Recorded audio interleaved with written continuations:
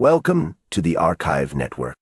I'm Aurelius, and with me as always, Malik.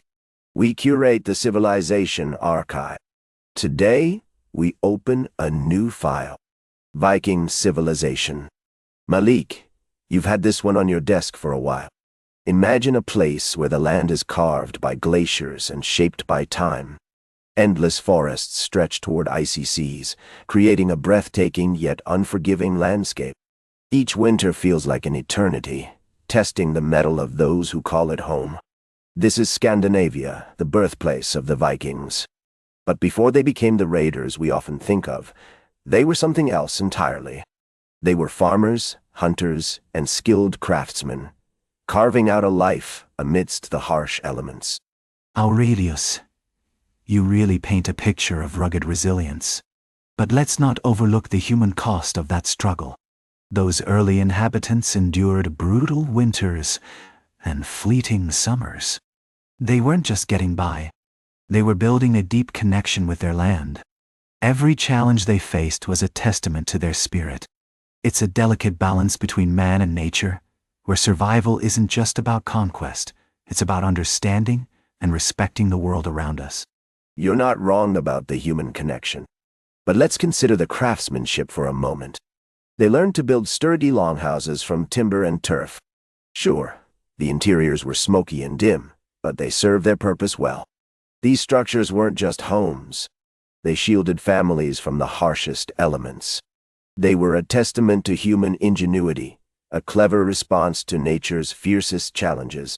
It's remarkable how necessity drives innovation, shaping the very foundations of our societies. Ingenuity, yes, but it was also a necessity. The land was unforgiving. Every harvest mattered. They were coaxing crops from stubborn soil that seemed to fight back. This wasn't just about survival. It was a communal effort. Families leaned on each other, sharing tools and knowledge, working side by side. That kind of cooperation created bonds that went deeper than just getting by. It laid the groundwork for their society, shaping their lives and futures together. The community was truly essential. The sea became their lifeblood, a vast resource teeming with opportunity. They built boats with a craftsmanship that spoke to their ingenuity, bridging the gaps between their villages. Rivers wound through the landscape, connecting them and facilitating trade and mutual support. This was the early pulse of a civilization that would grow into something extraordinary. It marked the beginning of a complex network of connections that would define their future and shape their destiny. But those connections also brought competition. Chieftains began to emerge, driven by wealth and status. They weren't just leaders. They were power brokers who played the game of influence. Alliances formed through marriage or lavish gifts, but sometimes they led to bloodshed. The struggles for resources were fierce, often tearing families apart. These conflicts would shape their future, setting the stage for what we now know as the Viking Age, a time marked by both adventure and hardship. And those chieftains were part of a larger cultural tapestry.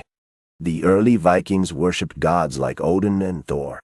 Their world was alive with stories and rituals. These weren't just myths. They were a lens through which they understood life. Rituals connected them to the land and the divine. It was a worldview steeped in reverence. That reverence was vital, but we shouldn't romanticize it too much. Their rituals were often rooted in the struggle for survival. Offerings left in lakes and bogs weren't just traditions. They were desperate bids to win favor from the gods. Communities gathered not just to celebrate, but to find comfort and solidarity in times of uncertainty. The blend of spiritual needs and practical concerns really shaped their lives. For them, the two weren't separate. They were intertwined, a lifeline in a sometimes unforgiving world. Fair point. Yet, those rituals also reflect their deep connection to the earth. The trade networks they established were just as vital. Amber, iron, and furs flowed out of Scandinavia, traded for silver and textiles. This interaction with the outside world laid the groundwork for their future expansion. It wasn't isolation. It was early globalization. Globalization, yes, but it also bred instability. We saw feuds over land that could quickly erupt into violence. Villages felt they had no choice but to fortify themselves, building walls and defenses just to survive. The first ring forts emerged as a direct response to these threats. These barriers weren't just stone and earth. They were symbols of a community struggling to cope with its own growth and the human cost of the tensions that came with it. True, and we can see how those fortifications signal a civilization in transition. Assemblies called things emerged, acting as forums to settle disputes. They balanced negotiation with violence, allowing for both dialogue and conflict.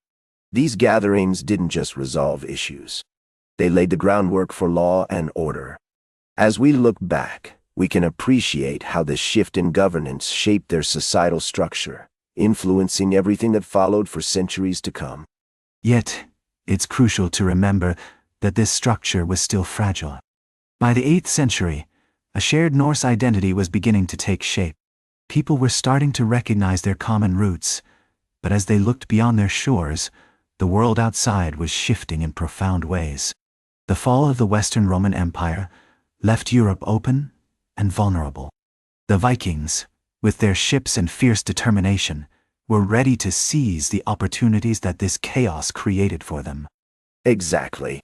The first longships were taking shape, crafted with care and ambition, ready to venture into the unknown. Soon the silence of the northern seas would be shattered. A great civilization was on the brink of rising, one that would astonish with its achievements and terrify with its reach. We often forget how quickly fortunes can change. The world would soon learn what it means to contend with empires, and the tides of history would shift dramatically. That's where we leave it for now. Part 1 of 5, Viking Civilization is far from done. If you're new here, we're Aurelius and Malik, curators of the Civilization Archive, part of the Archive Network. Part 2 drops soon.